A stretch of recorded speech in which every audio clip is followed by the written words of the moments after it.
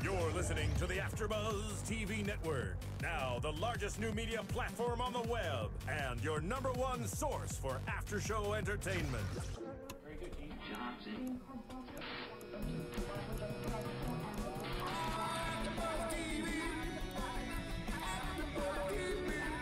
From the AFTERBUZZ Studios in Los Angeles, California, presented by Maria Menounos and Bing.com, and streaming live thanks to Akamai Technologies. This is AFTERBUZZ TV's The Killing After Show.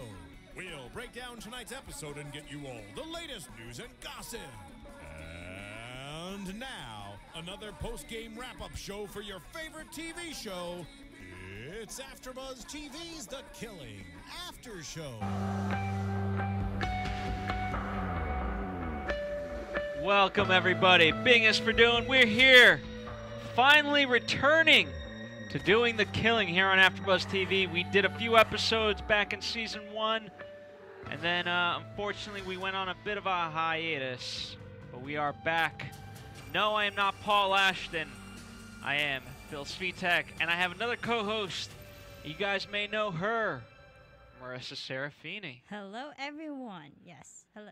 Welcome, Marisa. I'm very excited to be doing this show with you. Marisa and I reunite after having done The Great Escape here on AFTERBUZZ TV. So we're a great tag team, much like Holder and maybe Lyndon. Yeah, agreed. Yeah, I like their chemistry. They're good. Yes, and of course we are recapping Season 3, Episodes 1 and 2, technically, even though it was a 2-hour premiere. It's called The Jungle, and that you fear the most.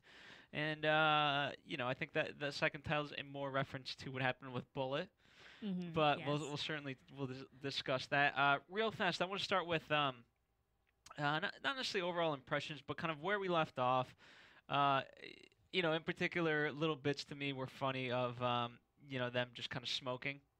Even though Yeah. they both lied to each other. You know, the comparisons of, okay, where's Holden now, or Holder, and where's Lyndon? Yeah, because we see in the previous season, Season 1 and 2, where they both kind of smoke here and there. They're kind of like closeted smokers, more so Lyndon than Holder. But throughout the season, they've been trying to reassure each other that they're trying to quit, you know, it's not good for them. And then here, they reunite. It seems like after a year, they kind of had like a time leap in the season. And it seems like it's a year later, and they're questioning each other. Oh, well, what are you like now? Are you still smoking? Yada yada, like your everyday thing. And they both say that they're off, and clearly they're not. So it shows that they are still kind of in the same mindset that they were a year ago. Yes, and that obviously comes into to play very heavily. But let's start. Let's start with Bullet, only because you know, it's a fun new storyline, and we'll obviously discuss kind of everything else. But let's I start liked her. She has spunk. First off, I honestly I don't know if it was just me, and I know Marissa, you had the same problem, but it took a moment to decide, is this a boy or a guy? And obviously we weren't. You know what I liked, the show kind of made fun of it with Holder when they kind of first met, and you know that was where we also find out that he was still smoking cigarettes. Yeah. So it all kind of worked in one. But yeah, I had some trouble differentiating. You know what the irony? Have you seen A Girl with the Dragon Tattoo? I have, yes. The newest one that you're talking about?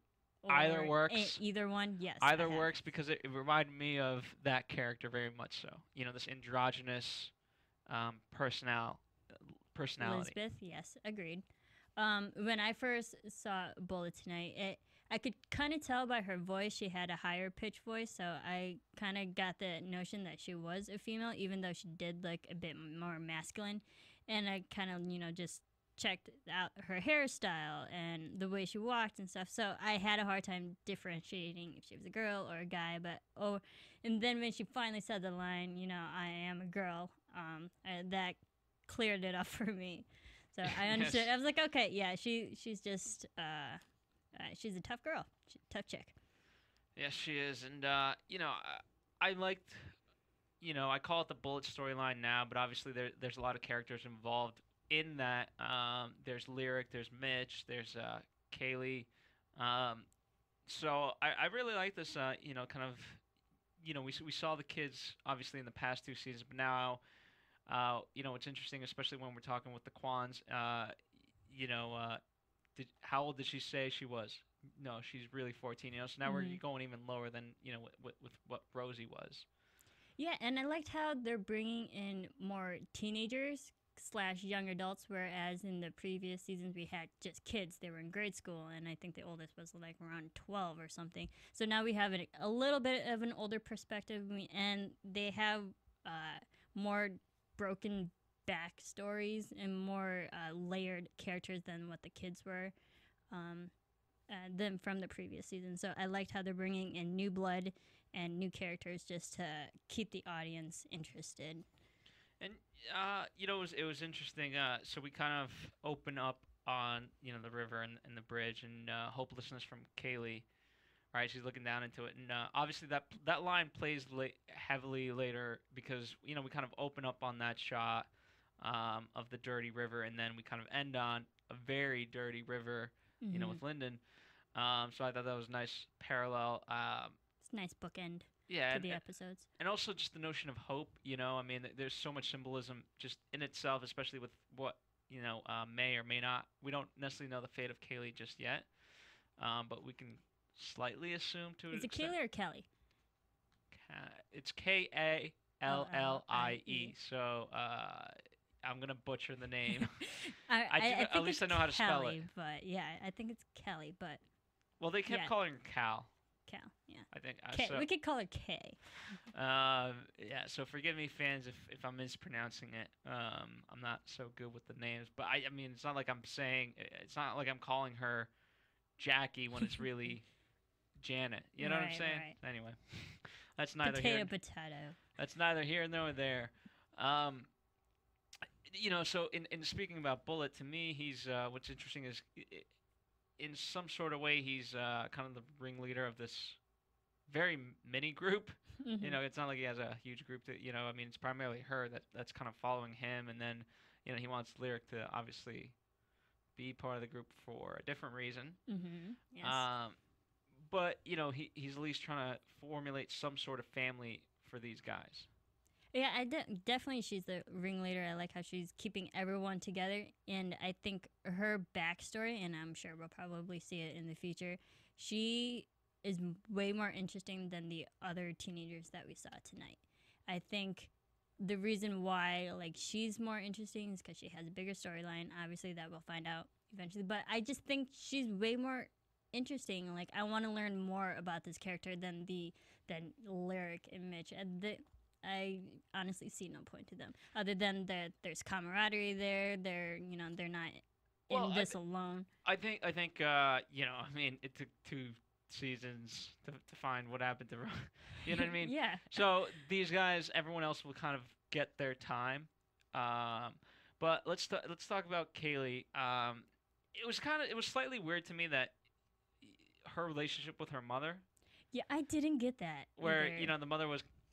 To an extent, I've seen it, where she comes home and it's like, okay, what do you want? You're trying to live alone, but then let me immediately offer you food. I can have that up and going in like 20 seconds. Because immediately her mom says, the reason why I changed your life is because I don't want you barging in here like a hotel. And then a minute later, she's offering her food. Did you eat? Let me make you something. So I can't tell if they obviously have a lot of tension between mother and daughter, but I don't know if it's just a love-hate relationship or the mother's just this one woman who didn't take care of her child and doesn't care that her daughter even exists.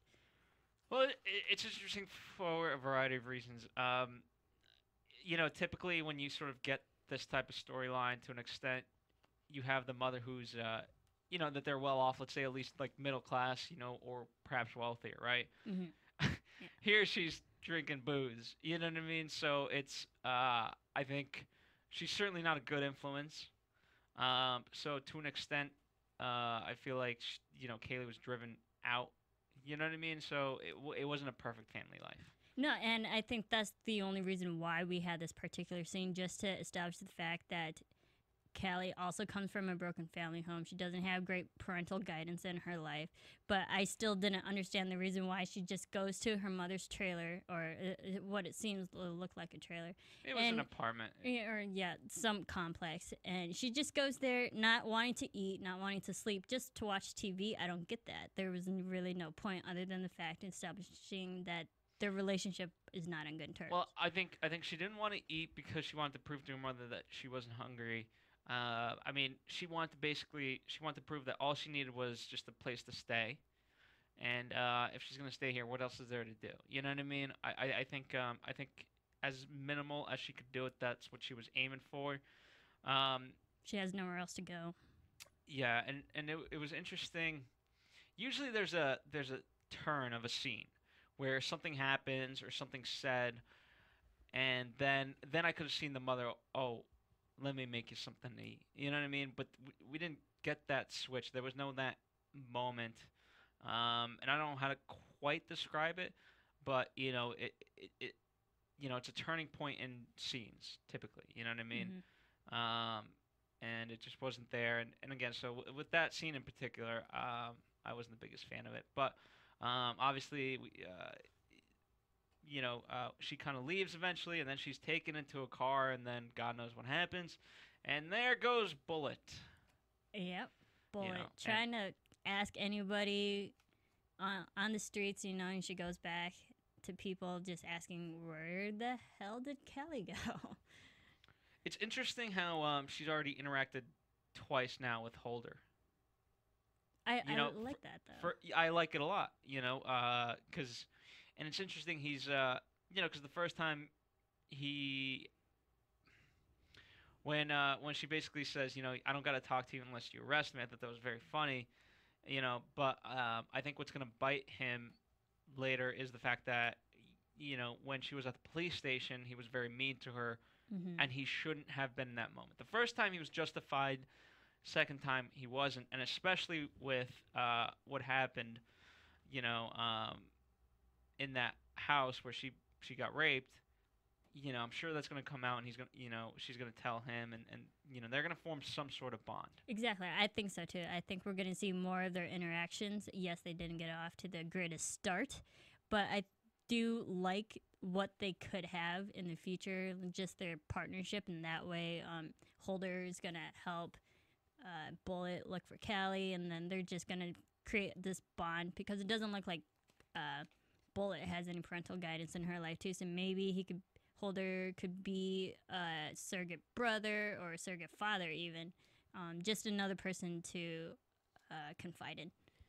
Yeah, so that'll be really interesting, and I'm curious to see what is up with this guy. You know what I mean? I thought I give Bullet a lot of credit in the street. She handled it really well. Just basically. The tactic was to scream and let everybody else know what's going on, because then how is he supposed to shoot a gun? Because then obviously, you know what I mean? Mm-hmm. Very good strategy. Ends up biting her in the ass. Yeah, because that's the unfortunate part. Why would you go in alone? No. I get it. You got no one else and things, but bring a knife. Yeah, and I think that it also establishes the fact that Bullet can kind of take care of herself too. She doesn't have any. But she can't. Not so much, but she can kind of hold her own a little bit, like don't mess with her kind of deal. But she does have the problem of knowing who to say that to and who not to say that to. I think very much so. I mean, I don't know. I disagree with you in the sense that, yes, she's very tough for her age, but she's not as tough as she ultimately thinks. Yeah, she's still vulnerable. Agreed. And unfortunately, that was proven to her tonight. Yeah. I mean, here's the thing, right? She's been so tough in all of this, and basically her last 3 words of tonight's episode were please, please, please. Mm-hmm. Those are... words of desperation, not of strength. Exactly.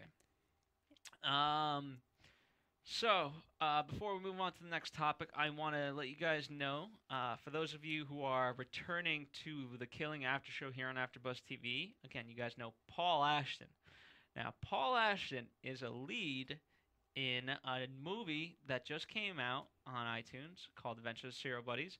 It is written and directed by our creator, Kevin Undergaro, and executive produced by other creator, Maria Menounos, and she also stars in the movie alongside Paul.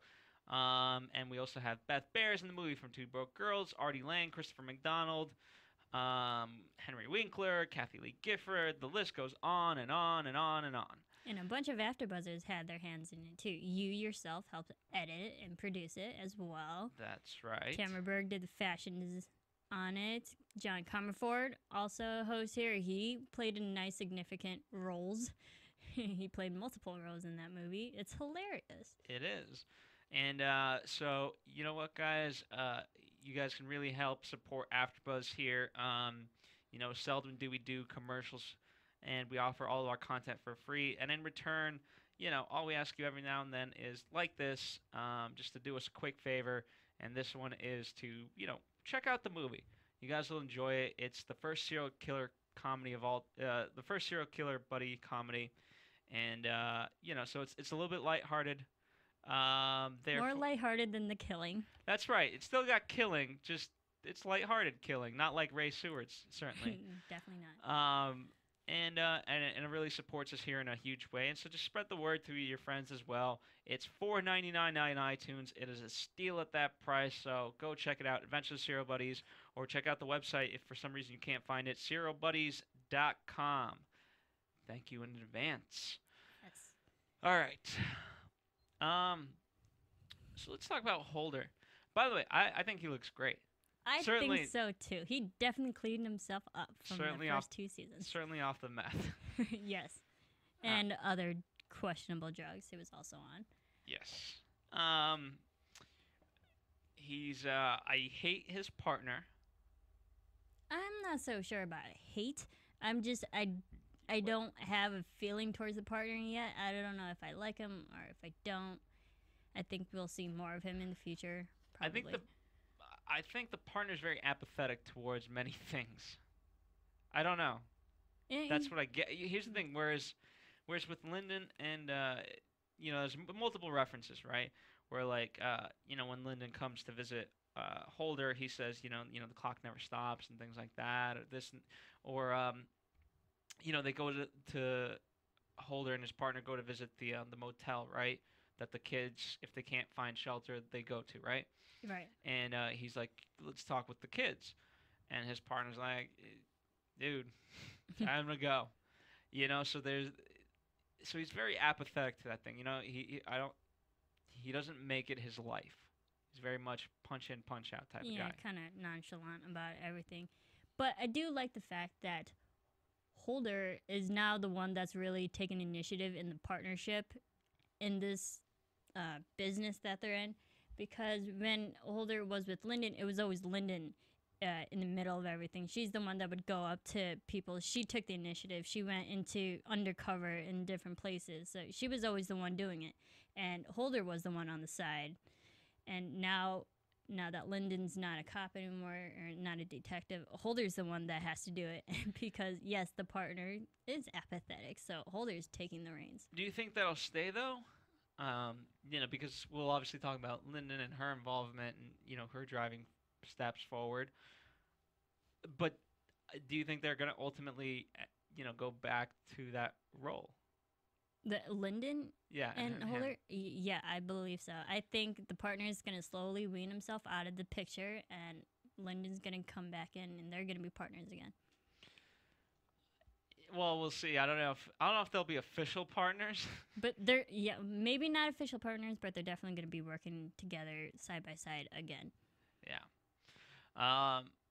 So with them, obviously they're kind of they're investigating the first murder that we see, which is very gruesome. I mean, you sometimes forget, but the pictures that they showed, very bloody.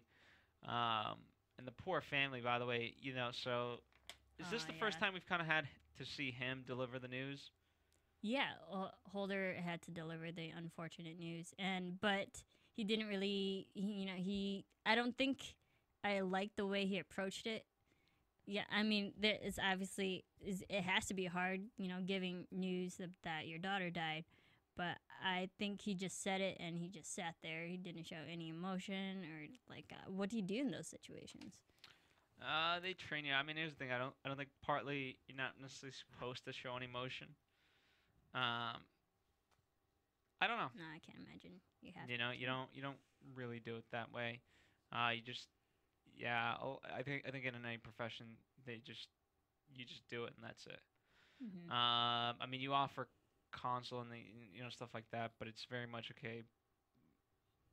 You're kind of at almost like a machine at that point, unfortunately. Yeah, you gotta just like tune out. So it was interesting to see him take that role with them, and obviously, now he was looking oddly at the corner. Remember, as he's walking out the first, after checking out the body, we done here, Doc, and then he's looking back at him. You gave him, I don't know. Let us know, fans, what you guys think. But I mean, they held on that shot for quite a while of him looking in, and the reflection of that, and his point of view, and whatnot.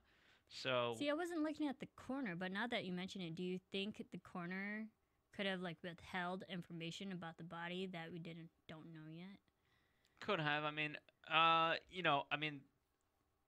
there's two possibilities. He's suspicious of the corner, or there's something that's going through his mind of, okay, what was missed that, we're not thinking of immediately.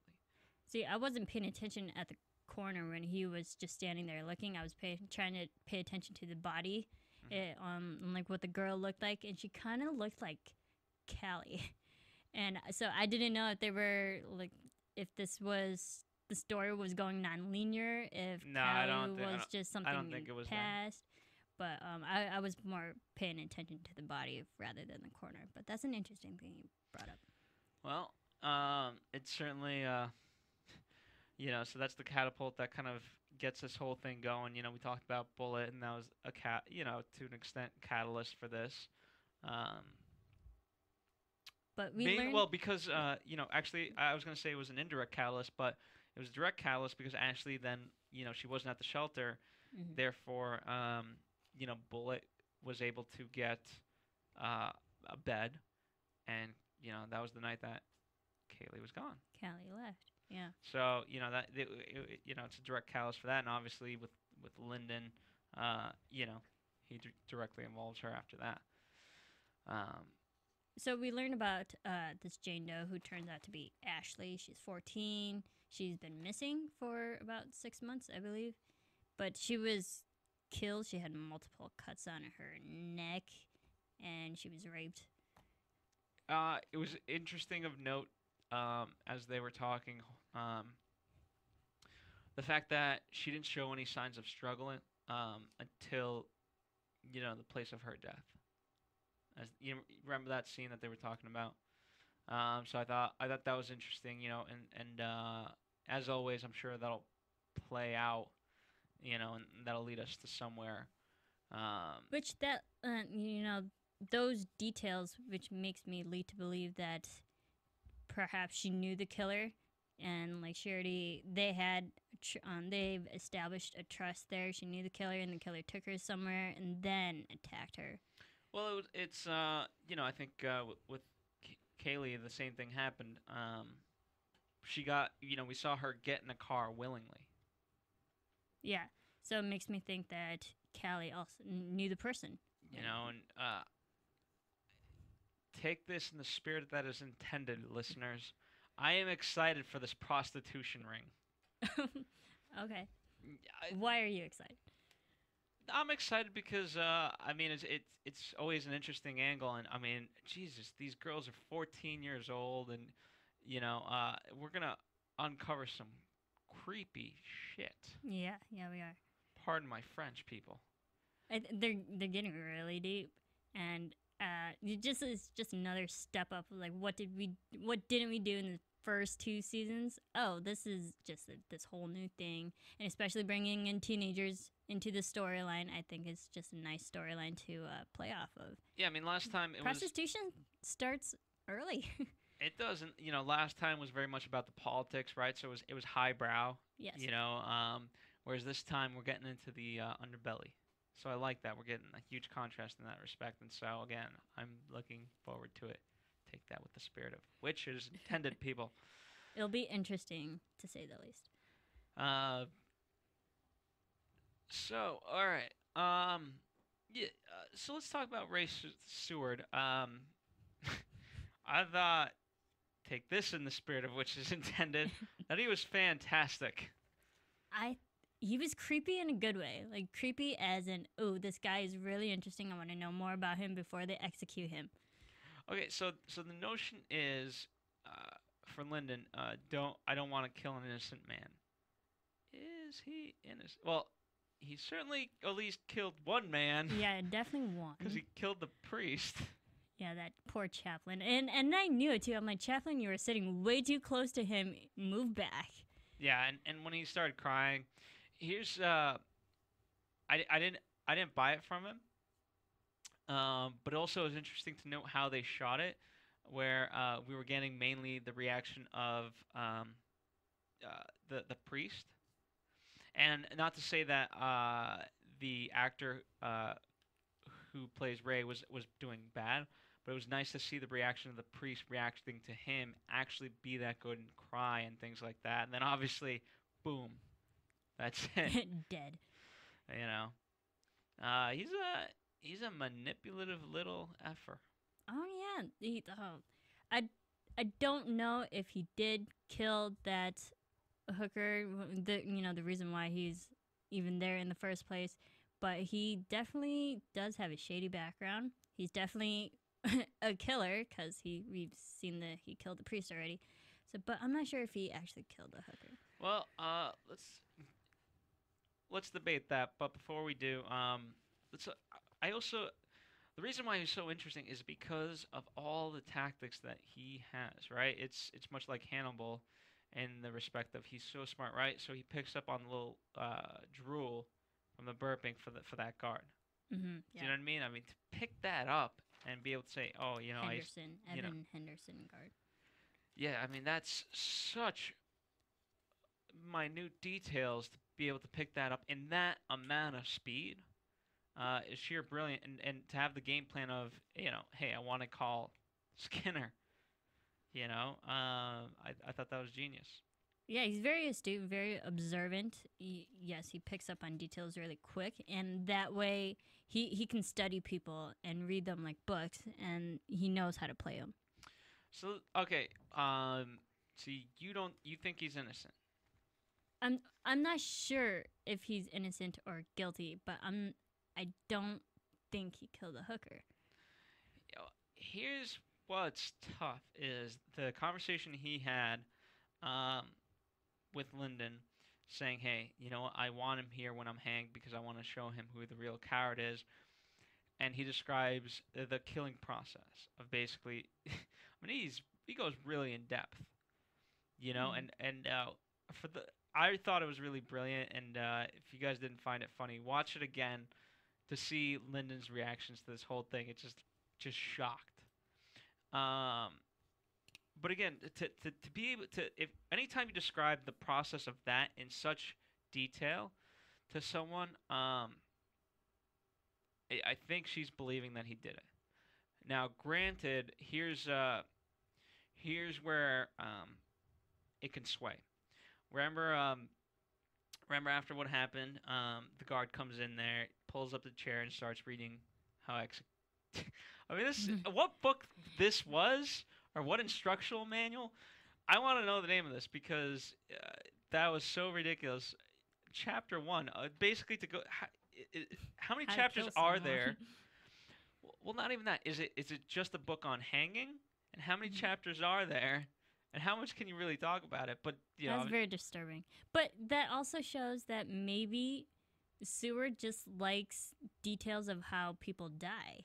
And that's what I'm saying. So he might know that mentality and be able to regurgitate the information. Yeah, and he could obviously pretend and relay all that information to Lyndon and imitate the mind of a killer, and therefore could just trick Lyndon into thinking that he did kill her, and because he has so many details.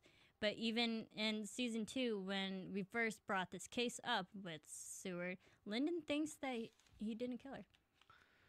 Well, the hooker. there was always the right. I think might actually be the last scene of season 2, but like, the bad guys were caught. Holder says or something like that, and Lynn says, basically, well, who really was the bad guy? I mean, the line was so blurred after everything that had happened, and so, I think the show is showing there's definitely a gray area of all of this. I don't know. It's right now, especially with a murder mystery, but any show in particular. But then to go further with the murder mystery, in the first episode, you're gonna have nothing but questions. No. And that won't guess get what? answered for a long time. And any conclusion you come to is definitely a dead end because that's what they want you to think.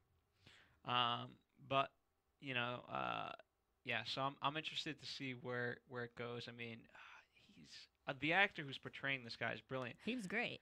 By the way, what do you think of the prisoner across from him, who just won't shut up? I think he was just the comic relief to this episode because this is so nitty gritty, and we had to just have a laugh in there, especially with such a crazy sadistic killer. Yeah. In there. Okay, so let's talk about Lyndon, and obviously that means Adrian, right? And things like that. Actually, before we do that, sorry. Why do you think he killed the chaplain? Was there any need to kill him, or just to prove that he is a cold-blooded killer? I think if he's innocent, at this point, everyone thinks that he's. I mean, you heard what Becker was saying to him, like, hey, you got here faster than most, and you're going to get out of here faster than most, meaning you're going to die sooner. So to have that idea in your brain, you know what? Might as well do something, And if he is innocent, then, to have a person, of the church that has a higher being, right? He must be thinking, okay, how can God allow this to happen? That means there is no God. Yeah, he doesn't believe in God or Jesus. Well, again, especially if he's innocent, how could he to know that, okay, so what? God, for some stupid reason, even though I didn't do anything, has put me in this place? And so if that is the case, again, there's multiple reasons, but I'm going to go off of if he was innocent. Then you know what? At least you have something to prove by you gain some sort of satisfaction by killing someone who believes in God to clearly show them that there is no God.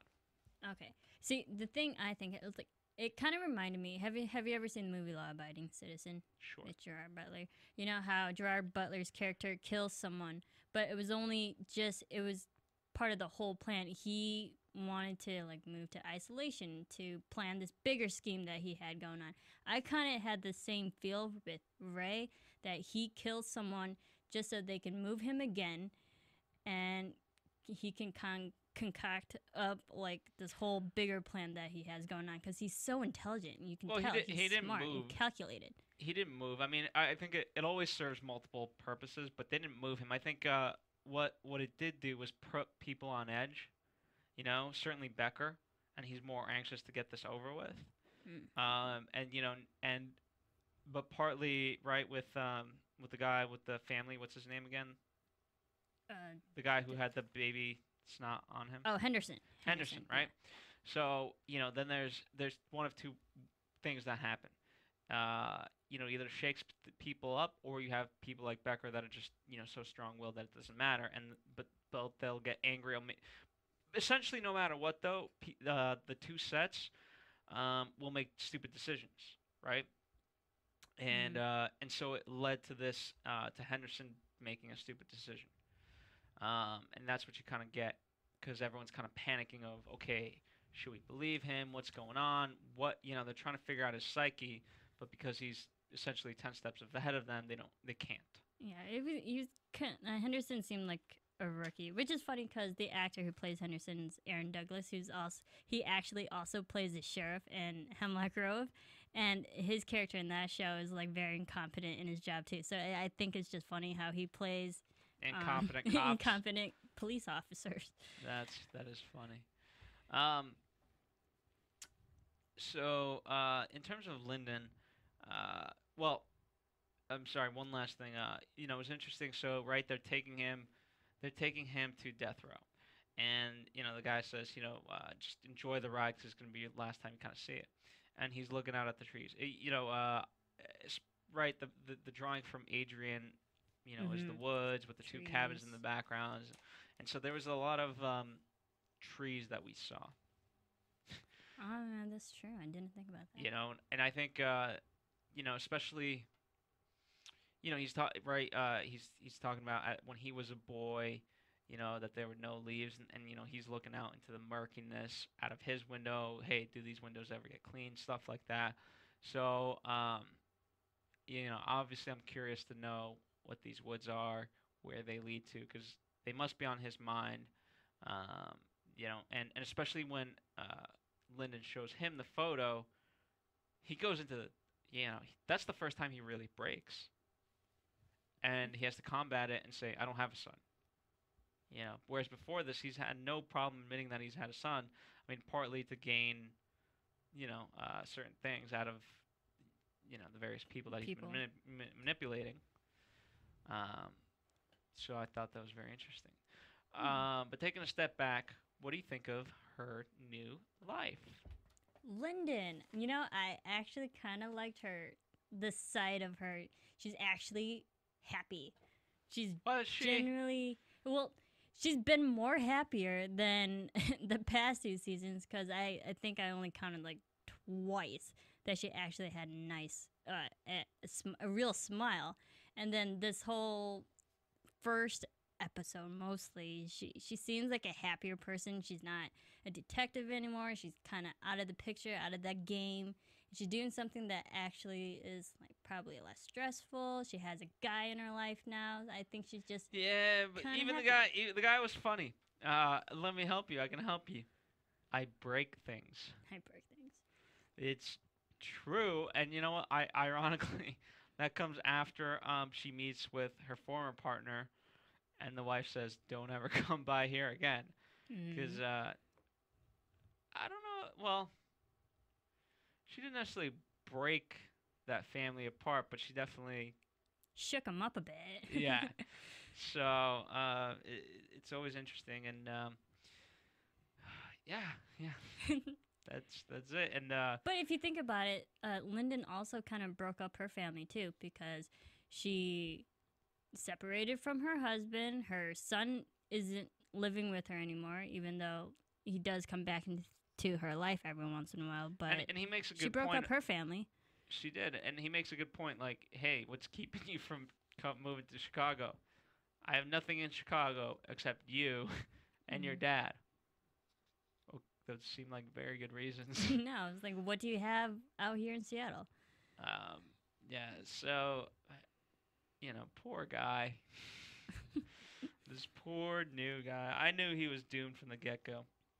Yeah, that wasn't going to last long. You knew that. Let me get your take on her jog, and then finding the bones, and then killing the last of the Mohegans, as I'll call them. That was kind of random, but it did prove that, well, it kind of just showed that it's slowly getting Lyndon back into that cop mental mind state. Why? 'Cause she needs to kill? No, like that investigative mindset that she got out of, you know, because she's not a detective anymore, but having this all these random cows, what it looks like, just they're dying or dead. It just got her back into that mindset of like, oh, what's going on? I got to investigate this. I got to help, you know, this dead cow not suffer. And obviously she has to shoot it dead. And so it just got her back into, you know, that investigative role. Kind of like a catalyst. It's funny, right? So her boyfriend, you know, he picks up the letter, or he's holding the letter. She storms in, kind of crying, grabs a gun, storms down, If I was the guy, I'd be like, what is going on? I know. He didn't even question her. So I thought that was a little bit, talking about comedic relief. That was that was comedic to me. But anyway, yeah, she goes off on the investigation. Obviously, she talks to Skinner. She talks with the guy, and then eventually, goes to see Adrian, but she doesn't speak with him. No. But you can see her slowly getting back into that investigation, her old ways, even though she's been gone for a year. She still has it. She still got it. I mean, it never leaves her. And, the comment that Holder's, new partner made of, like, there's a reason why she had to leave the Force. And unfortunately, this is it, because that's all she cares about is the Force. Yeah. But I did like there was that brief moment when Lyndon goes back to Holder's office to return that file, or to give that file that he was looking for. Holder was just kind of like egging her on, like, "Oh, you didn't look at it? You didn't peek at it? No." And then no? she gives, she gives the full details. Yeah. So obviously she did. Still a cop. You can take take her out of the Force, but you can't take the Force out of her. Okay. Here's where you've seen the following. You watch a lot of this stuff more so than I do. Well, because here, one of two things, right? So the notion is that these new people are being killed in the way that supposedly Rey would have killed, right? So now, does that mean that is Rey really innocent, or does he have followers to do his deeds? You know what I mean? Like, yeah. What is There's what is more people involved. Yeah. So what are we proving ultimately here? And so that'll be interesting to see. I think there could be definitely more people involved. I think the only reason why they linked Ray Seward to this cold case that they're working on now, that they reopened, is that both dead bodies had a broken finger. But when you're looking at murder investigations like this, you have to pull at all strings just to see if anything can and possibly can connect. Well, we to talk about symbolism, we saw the ring kind of being passed around, and that was a big point, right? Because obviously, our girl Bullet wants to give the ring to Lyric, and Kaylee was holding on to it for the time being, and obviously that's when things started, getting heated between Lyndon and Ray of like, what'd you do with the ring? I pawned it. Where? At a pawn shop. Well, which one? And that's when he wouldn't answer after that. So there's something to that, and it could, we'll see. And I think it also distinguishes the great significant difference between the ages. Like the adults would pawn it, but the teenagers would keep it as a sentimental kind of thing. Yeah, I wanna, just to go off track really, really quickly. I want to know more about Lyric and Mitch. More specifically, Mitch. Who the hell is this guy? He is one random... I think he's just a guy who's probably down on his luck. He feels like moving to, I believe it was L.A. or... Yeah, he's very self-loathing, but also like, hey, I'm going to be amazing, and like, it's... But I think his kind of character, he always imagines himself as a better person. He wants to change his look. He wants to be a better-looking guy just so he can have a better future for himself. Here's the problem. I think he's like a negation of the negation. It's like apathy disguised as ambition. Okay, yeah. I don't know. I can see that. Poor Lyric. Anyway. And and Mitch spent all of Lyric's money. Yeah, so I don't know.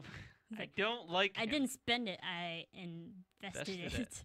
It's what all the big people are using. So yeah, I just don't like him one bit. All right, back to Lyndon. Obviously, after her Adrian visit, she kind of I don't know how, but she discovers where the woods are.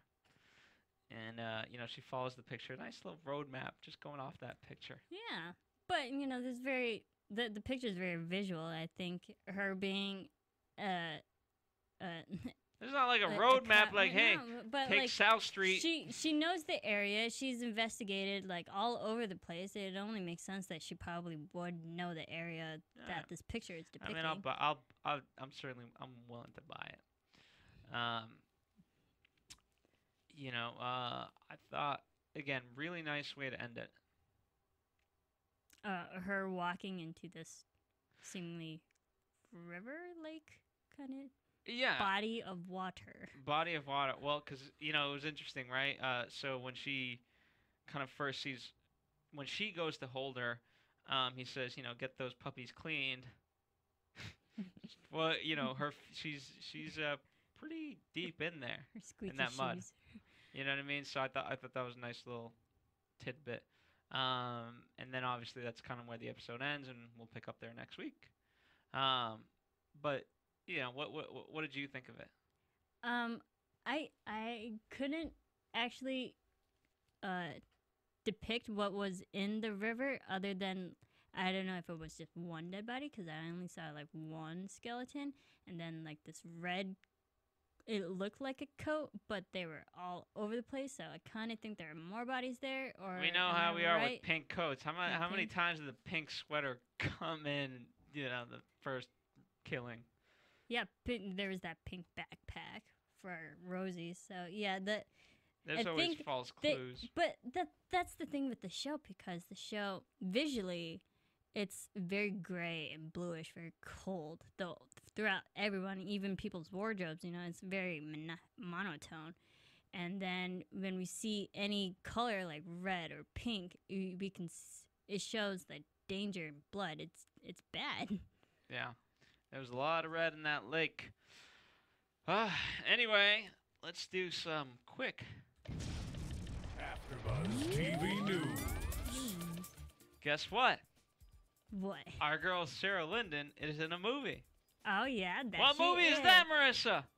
Is it World War Z? I'm gonna World War Z, starring alongside Mr. Brad Pitt. Yeah, good for her. So that's huge news. We should probably go see that and then come back.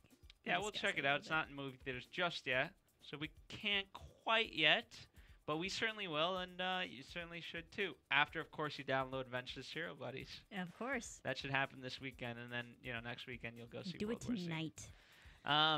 Anyway, that's kind of what I got.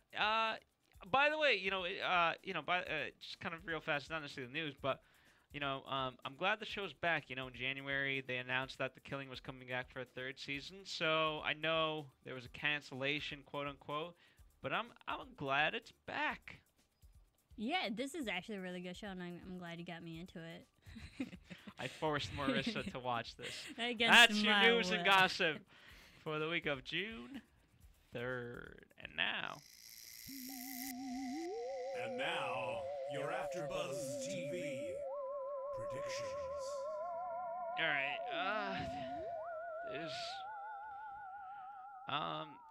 right. We kind of predicted this, but Bullet and Holder kind of, you know, there being something a little bit more there. Obviously, we see Holder and Linden. You know, Holder comes to the lake or whatever you want to call it. So there's definitely going to be something there. Okay. Anything else? I think we're going to see a lot more of our boy who raped Bullet. I think he's very suspicious. I don't trust him one bit. I think Ray gets the award for best character of season 3. The most shadiest, yes. Not even shady. Just, I mean, he's just brilliant. Yeah, I like him. I really do. You know, as a killer. I mean, this guy, he might. I want him to get nominated for an Emmy because he's doing well. I think he's more interesting than Joe Carroll from The Following. There you go, and I'm excited. You know, not that this is going to happen immediately, But it would be interesting if eventually Adrian and Ray do meet. Ooh. You know, so we'll see if that actually happens or not. Yeah, if we have that little interaction. That'd be interesting. Okay. I don't think Callie is dead. Okay. Because we see the first, when Ashley shows up, they mentioned that she's been missing for 6 months. So it makes me think that this supposedly killer held on to her and kept her alive for whatever amount of time. So I don't think Callie's dead yet. Hopefully they can find her before, you know, the season ends or at the ending of the season. I like Holder. I think him and Lyndon are gonna work side by side again on this investigation of this killer, and Ray is great. We're gonna see more of him. And Bullet, I don't know about Bullet. She's going through some hard times now that Callie's gone. She's kind of by herself now. She's gonna be heartbroken like the girl in the dragon tattoo. Yeah, that's true. Anyway, thank you guys so much. In the meantime, go to iTunes, rate and comment. Let us know what you guys think of this show and how we can improve, or maybe we don't need to improve. Let us know all the things we're doing amazingly. Either way, we will be doing video in the future. Yes. Tonight we only did strictly audio. Yes, we did. In the meantime, where can they talk to you offline, Marisa? Well, you can follow me on Twitter and on Instagram at Serafini TV. Excellent, and check her out on Rookie Blue, among other shows that she does here at AfterBuzz TV. And of course, follow us. And Hemlock Grove. And of course, follow us here at AfterBuzz TV. That's Facebook, Twitter, Instagram, all that fun stuff. In the meantime, download Serial Buddies. Adventures of Serial Buddies on iTunes. Yes, Adventures of Serial Buddies out on as we speak. And until next week, hopefully you guys have a great week. From Bing.com, executive producers Maria Menounos, Kevin Undergaro, Phil Svitek, and the entire AfterBuzz TV staff, we would like to thank you for listening to the AfterBuzz TV network. To watch or listen to other after shows and post comments or questions, be sure to visit AfterBuzzTV.com. I'm Sir Richard Wentworth, and this has been a presentation of AfterBuzz TV. Buzz you later. The views expressed herein are those of the hosts only and do not necessarily reflect the views of AfterBuzz TV or its owners or principals.